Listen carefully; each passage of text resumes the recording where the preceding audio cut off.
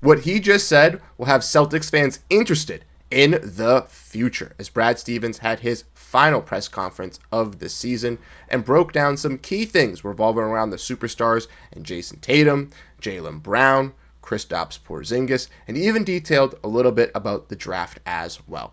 So we're going to dive in and explore what he had to say following this disappointing season for the Boston Celtics as they look to bounce back going into the next year.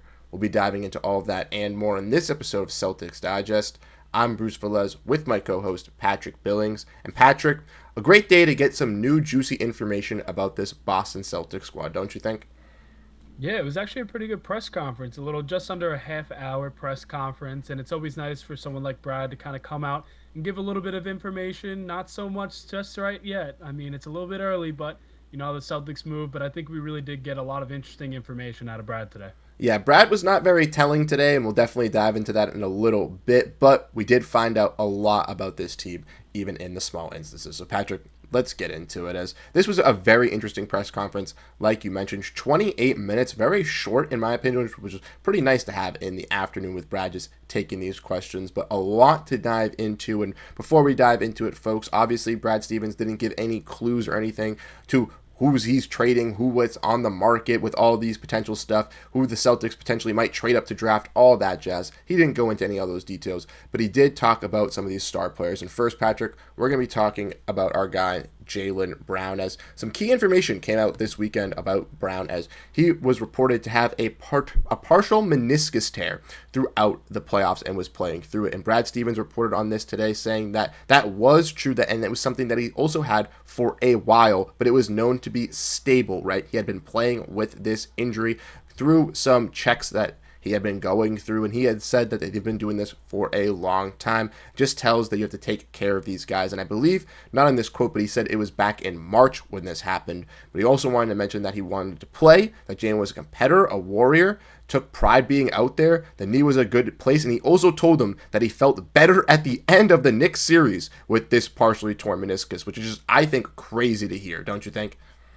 Yeah, I mean, I think you could totally tell also. I kept talking about this. I talked about this knee injury for a long time, about how I was scared about it, what the percentages needed to be for him to be, me to be confident in him Yep. actually to be playing and just seeing how we move laterally. And I mean, as the games did go on, he really did look a lot better. So I guess whatever shots he had gotten definitely helped, especially in the long run, because if he's feeling good about it, especially after the fact, I mean, I'll totally believe that because it looked that way. But I think I did talk about this with you, maybe not on video, but I did have a feeling that something like this did happen that he was playing through, where it was a tear, something like a meniscus, something like those smaller knee injuries where surgery probably isn't going to be the case. But who knows if he's going to get surgery on that? Sometimes I'd much rather them kind of get the surgery so it's not something that's going to linger on in the future, which you've seen many times. But I mean, this is good to hear from Jaylen Brown that he's still in good spirits. His knee's doing well, and I think you look forward to watching him next season, especially with the start that we're gonna have.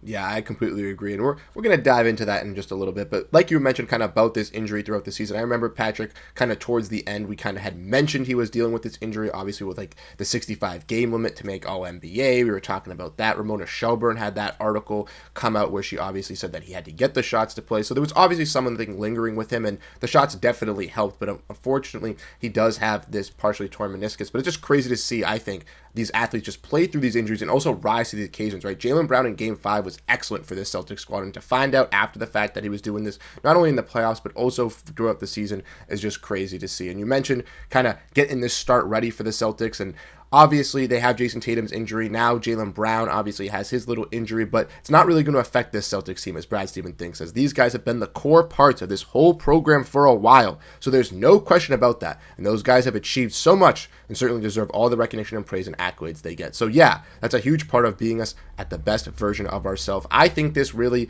even though we didn't say much about this team, states that these guys are going to still be here and that Jaylen Brown will be back this season playing for the Boston Celtics in that green and white, putting on a good show.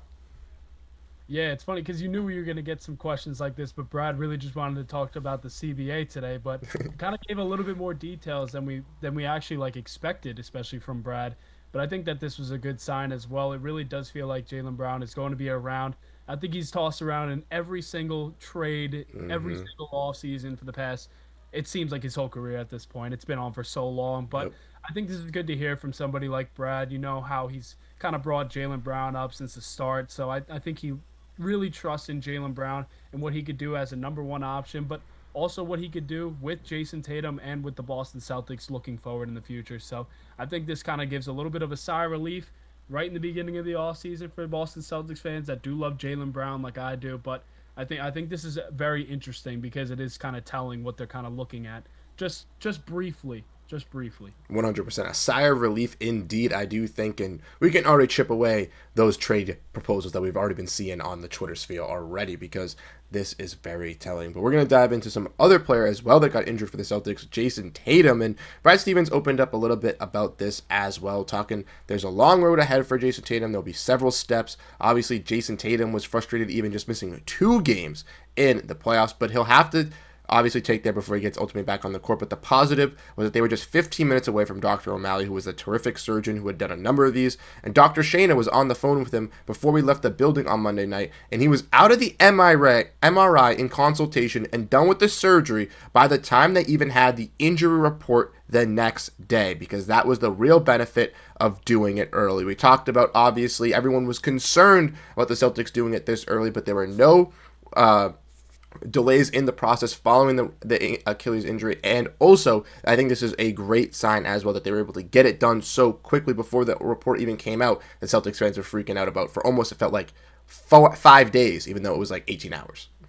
Yeah, this is like I keep saying, it keeps on getting crazier and crazier the more information we get on this surgery, on how great that this was for Jayson Tatum. I think Brad really did touch on it in the conference as well, especially for someone who hasn't been through an injury like this, because sometimes you're really waiting around a couple days, really kind of just worried about the injury.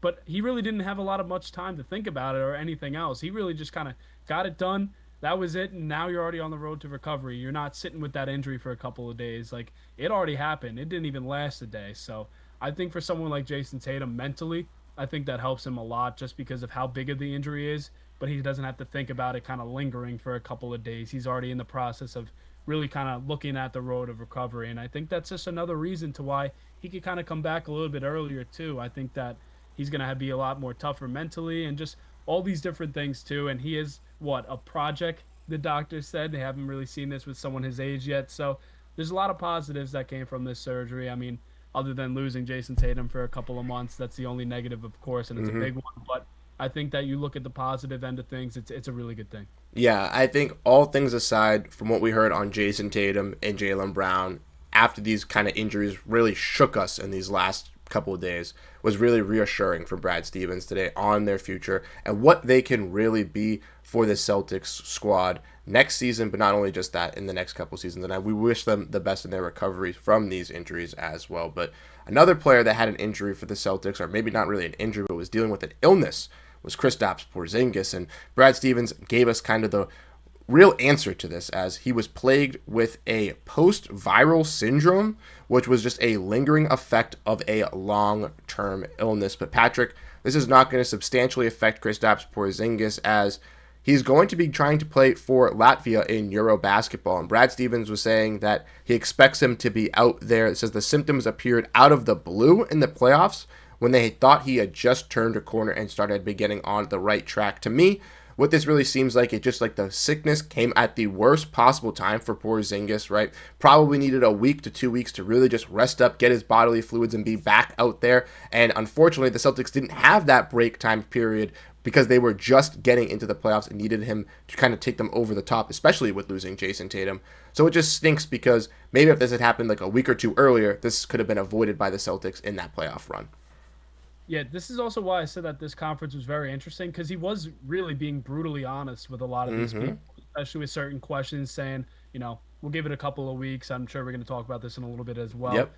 But, I mean, again, even with Porzingis' illness, this could kind of just be telling everybody, like, we really didn't have an idea. This is what they gave us, and that's really all I could say because I don't know. And he's also kind of putting it out there for those Celtics fans kind of thinking about what this team's going to look like at one point.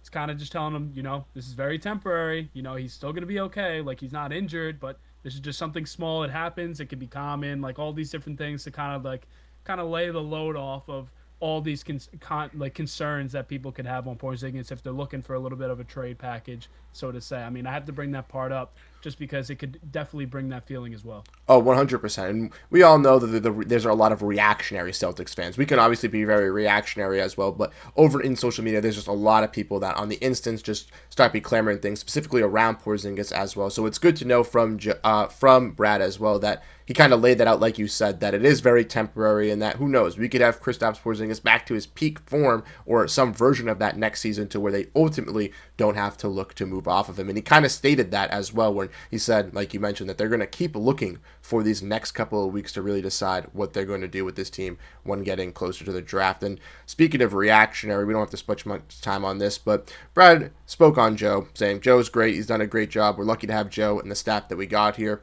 Obviously, talked a little bit about Mike Malone and Taylor Jenkins, kind of iterating like similar to how Joe did this season, like just got to kind of watch out always, but doesn't seem like Joe's in any risk of losing his job, and I know a lot of Celtics fans were clamoring at that, so I wanted to focus on that because I think that's absolutely ridiculous, and I'm sticking with Brad on this one.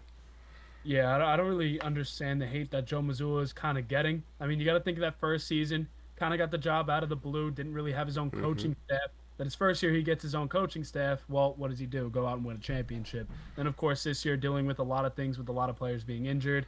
Kind of just tough, not playing a lot of well games. But, I mean, Brad did say it. A lot of coaches are good coaches, but people don't realize that they are much better than you can see. And the players and just everyone around, they know that they are better than what they actually are being kind of just like expressed about, so to say. So I think that Celtics fans are lucky to have guys like Brad and Joe Mazzulla, and I think that the rest of their coaching staff is absolutely incredible. So I think that we're lucky to be in a time where we have these two guys at the helm with the mental aspects that they have. We know that Joe has this killer mentality, and Brad just seems like this absolute genius that everybody can trust in the offseason.